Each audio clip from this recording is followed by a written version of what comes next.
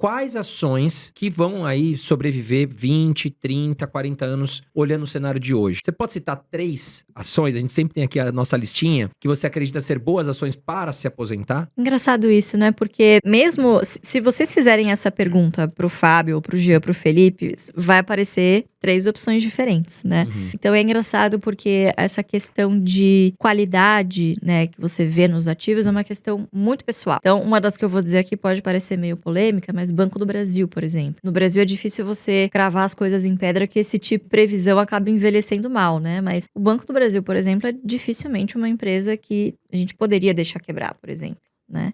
Apesar de que várias pessoas poderiam virar e dizer, mas veja bem, é uma empresa de economia mista, né? Tem a União lá, não pode ter uma interferência.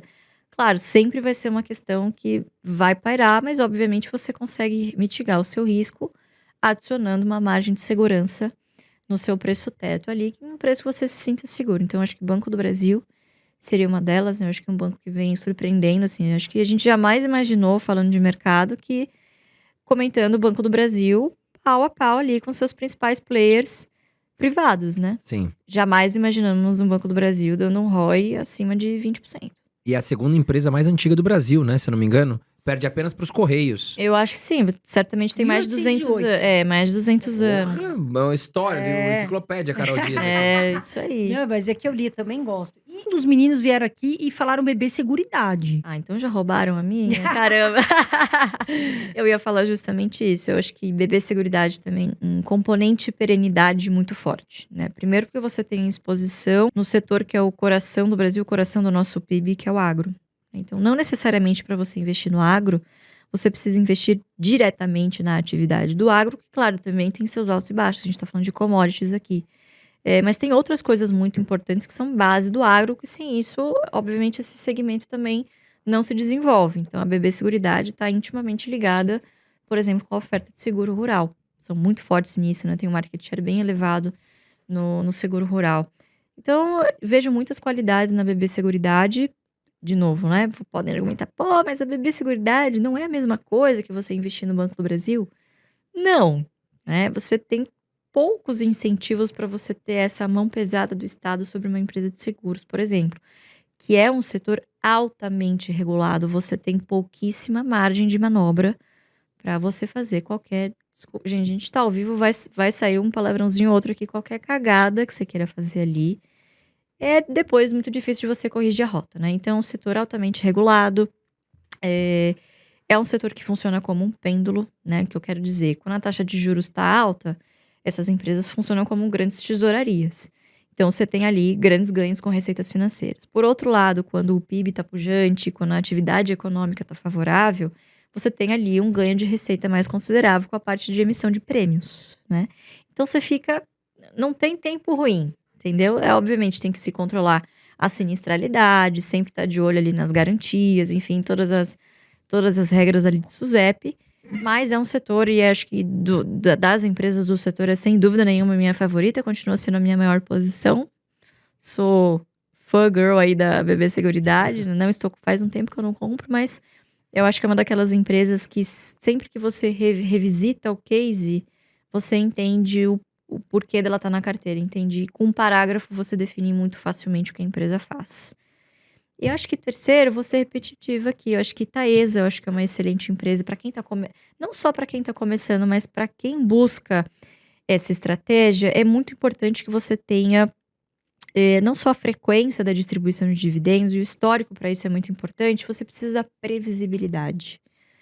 Então, é uma empresa que trabalha com um contrato de concessão de longuíssimo prazo, né? São contratos corrigidos por índices inflacionários, seja IGPM ou IPCA, né? A boa parte das novas concessões é IPCA, mas ela ainda tem outras concessões legadas aí que corrigem IGPM, né? O que é excelente.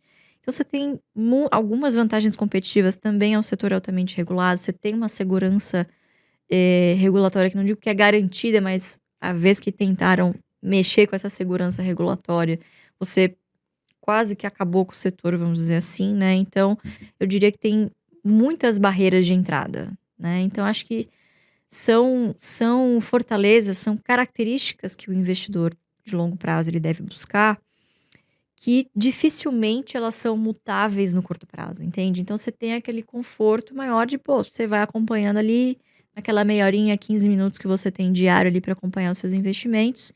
E claro, de novo, sempre que você vai rever a tese, você, poxa, tô confortável de ter essa ação na minha carteira, né? Sim. Então acho que essas seriam as minhas 3 ações para vida aí: Banco do Brasil, BB Seguridade e Taesa. Muito bem. E olha lá, estamos ao vivo aqui com o Luiz Barsi, pessoal. Hoje, dia 6 de março de 2024, 19 horas e 17 minutos. Vamos para a próxima pergunta aqui, Carol. O que você acha? Eu Tá acho, rolando aí. eu acho o que eu quero saber da S Brasil, né? Porque a gente Menina. tem muita gente que fala, é hora de comprar, vendo o que tá acontecendo, Lu? Pois é, Carol, você sabe que assim, enquanto não tem fato relevante, ainda é suposição, né? Desde maio do ano passado também, essa não é uma notícia muito nova, mas acho que na época o pessoal talvez não tenha entendido muito bem o que estava acontecendo. Em maio do ano passado, a companhia soltou um fato relevante em resposta a uma notícia que havia saído no Valor sobre a suposição que se fez naquela matéria de que a S Corporation, que é a controladora da S Brasil, teria contratado Itaú e entre outros assessores para buscar alguém, um sócio, vamos dizer assim, né? Na época não ficou muito claro que o ativo ASB3 estaria à venda.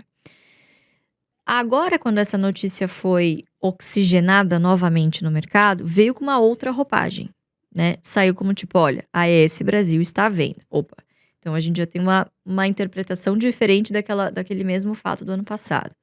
Então, como que a gente está lidando com isso? Vendo friamente, né? A gente tem as mesmas notícias que todo mundo, a gente está acompanhando com o que está saindo na mídia.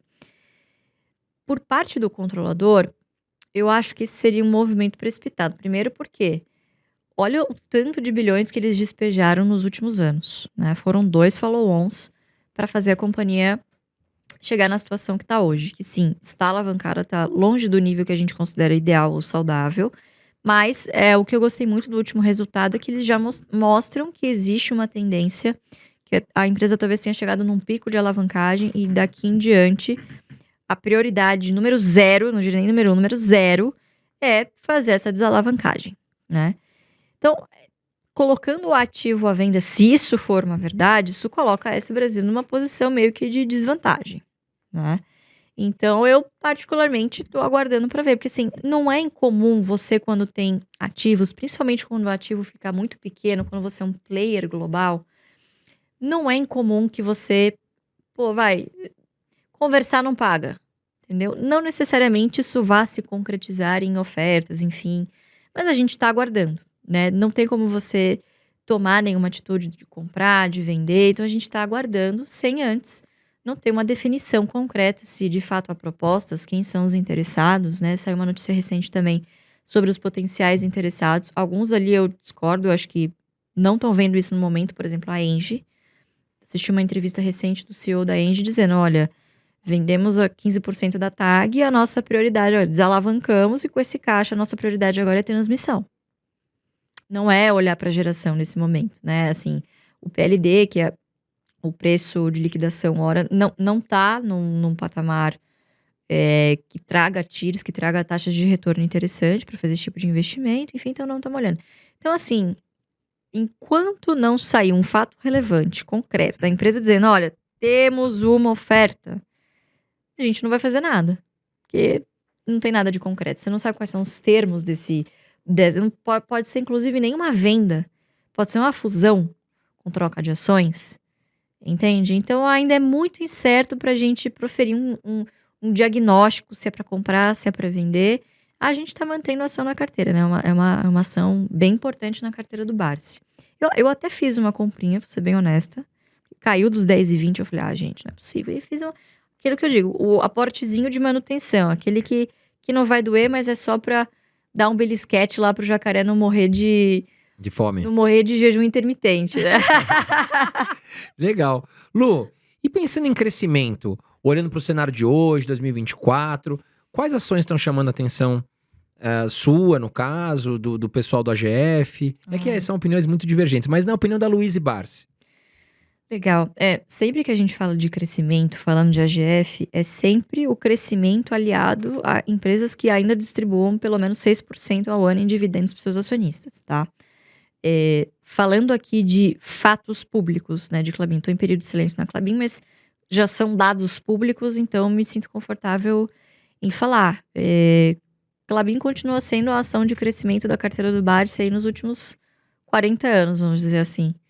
E eu digo isso porque é uma empresa que acho que tem bons controladores, são controladores que merecem o benefício da dúvida, né? Sempre que o mercado... É normal que o mercado, que os acionistas questionem, enfim.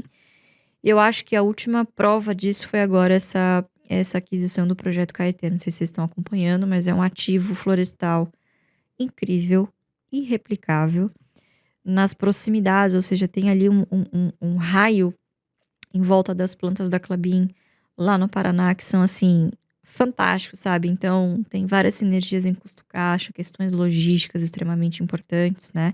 E coloca a companhia num patamar bastante favorável, vamos dizer assim, de autossuficiência de madeira, né? Depender menos de madeira de terceiros. Então, tudo isso, pessoal, é público, saiu agora em dezembro, né? Tem todo o material do Projeto Caeté, um projeto fantástico. Então, acho que olhando para um período um pouco mais curto, médio prazo, né? A gente tem um cenário da celulose que, a gente saiu de últimos 15, 18 meses que foram calamitosos, né? Para kraft, para celulose, enfim. Então, a tendência agora é que, passado esse vale, a gente tem uma recuperaçãozinha aí da commodity, né? Então, falando é uma empresa de crescimento porque tem que permanentemente sempre anunciando investimentos, né? É uma empresa que não pode parar. Não existe vácuo de poder. Na celulose não é diferente, né? Então, conforme os players vão se movimentando, né? Então, você tem uma nova grande oferta que tá para entrar agora, no segundo semestre, que é do pessoal que está construindo lá no Mato Grosso do Sul.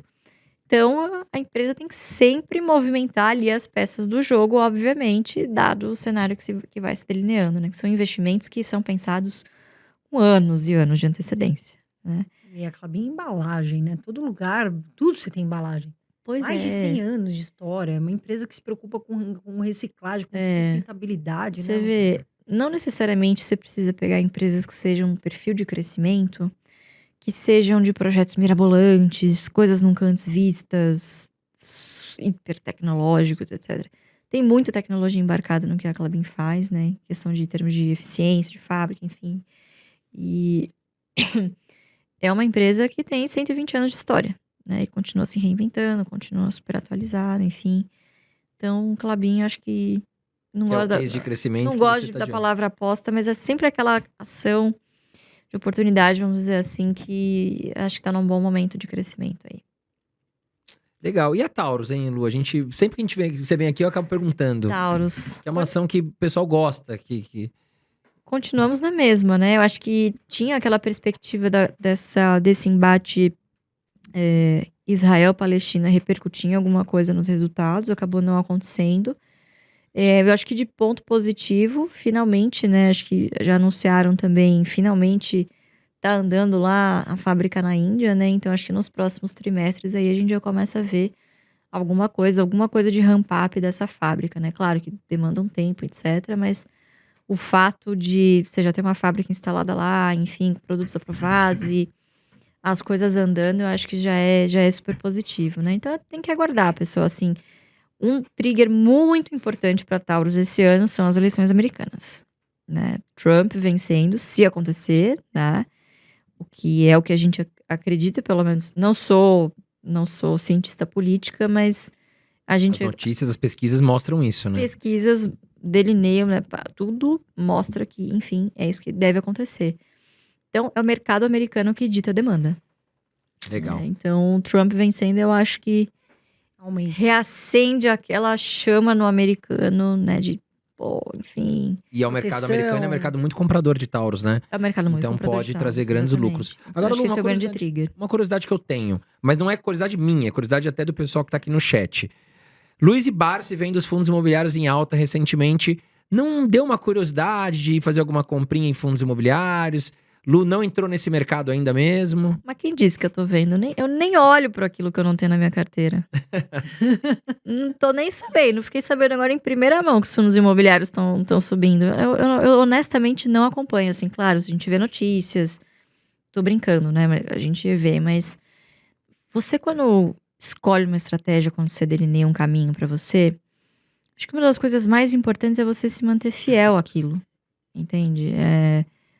Não é uma questão de picuinha ou de alguma coisa pessoal contra fundos imobiliários, é porque, na minha opinião, não se encaixa pra mim a nossa estratégia, entende? Pode até fazer sentido pra você, enfim, que você queira uma renda mensal, mas não é um ativo que nos atrai quando você compara as ações, assim, o potencial das ações ele é infinitamente maior, né? Em termos de alavancagem, em termos de retorno total ao acionista, né?